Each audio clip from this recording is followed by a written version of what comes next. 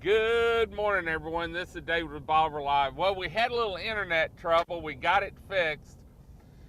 The barricades were still up when I came through, but traffic is flowing. And so we're going to go down and look at the Highway 124 1985 interchange where it's been flooded since Saturday.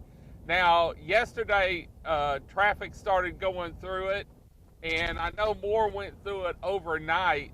And now I'm seeing some minivans and some cars going through. And last report I got was that it was about 8 inches deep. Now, I don't know what measurement the state needs before they can officially open the road up again, but I have a feeling today the barricades will come down. Now, the barricades have been up, but they've been letting people in higher vehicles go around. Now, today, on our way down here, when we came down over the hill out of High Island, we saw other people, minivans and stuff, coming through like they'd gone through it. And I can tell you the ditches are way down compared to where they were yesterday. There went a little car right there. And so we're coming up to it now. Let's take a look at it, and we're actually going to take the plunge and see just how deep the water is. We've got a weekend coming up, and a lot of people are wanting to get down here. Some of them still need to get down here to take care of their houses. The power was out. And so as you can see, we're coming up to the 1985 area now. Now that's the state TxDOT truck in front of us. And so we're going to stay back, and you can see from the vehicles here how deep it is and what's going on. And so we're going to follow the TxDOT truck and see exactly what happens and how deep the water is.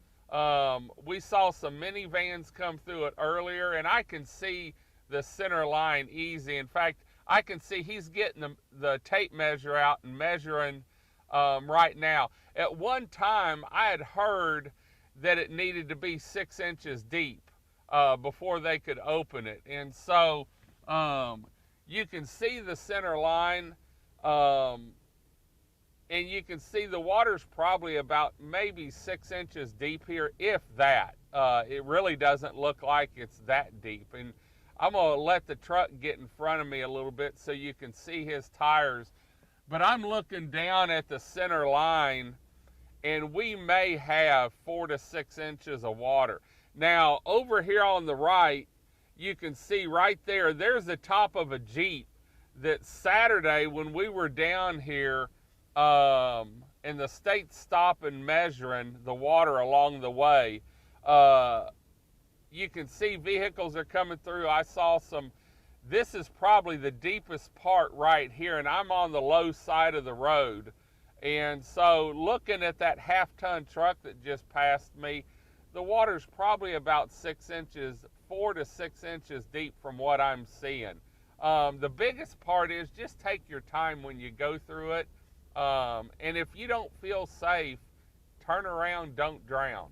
But we're going through it. This is all the freshwater rain runoff from Imelda that greeted Winnie in southeast Texas Wednesday night. In fact, they had massive flooding similar to Harvey.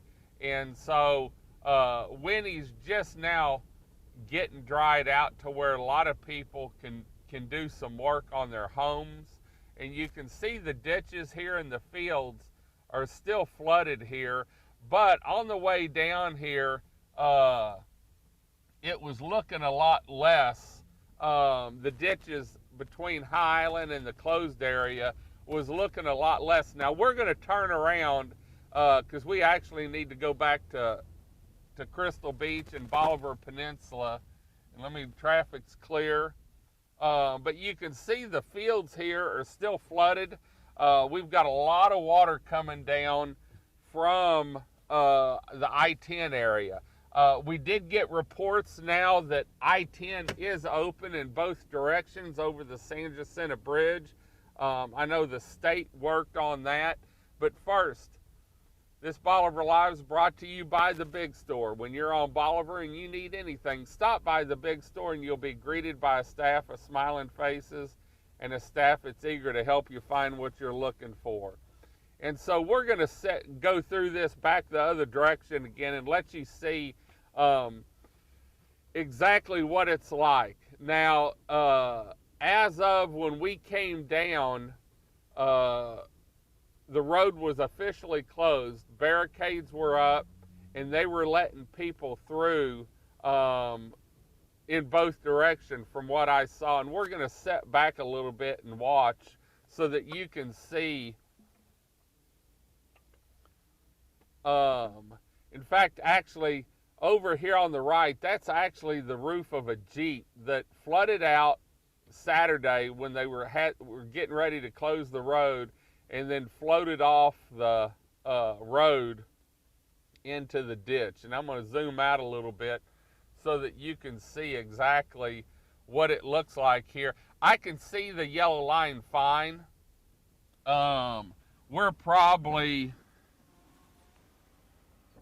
It's probably only about 4 inches deep right here. And so the biggest, 4 to 6 inches, the biggest thing is take your time. You can't see the road, and if you don't know the road, follow the vehicle in front of you. But I'm stopped right here, and water looks to be maybe 4 to 6 inches deep. And so I'm going to pull up a little bit further and see, because this is probably the deepest area right in here. And you're looking at maybe 6 inches deep. So if you're wanting to get down to Crystal Beach, as you can see, the road is still flooded. From what I'm seeing, it's about 6 inches deep. And we're going to go back and talk to TxDOT at the road blockade and see if they're going to open it officially or if they're going to keep the barricades up. But right now, you can see that Explorer is going through it, and we saw some minivans and some cars going earlier through it without any trouble. And so, you know, right now, I feel comfortable going through it, and I would feel comfortable. You can see the smaller vehicles that are going through it now. And so the water is moving. The ditches have gone down considerably along the Highway 124 between Winnie and High Island. That right here, what we just went through was the area of concern, and the reason they closed 124 down. It had water in one lane on several other spots along the highway, but as far as the reason it was closed was that right there, and we just went through it. We took our time. It looked like it was about 6 inches deep. I didn't measure it with a tape measure, and as long as the barricades are up, you know, you go through at your own discretion. Once the barricades come down, then the state says that it's safe to travel.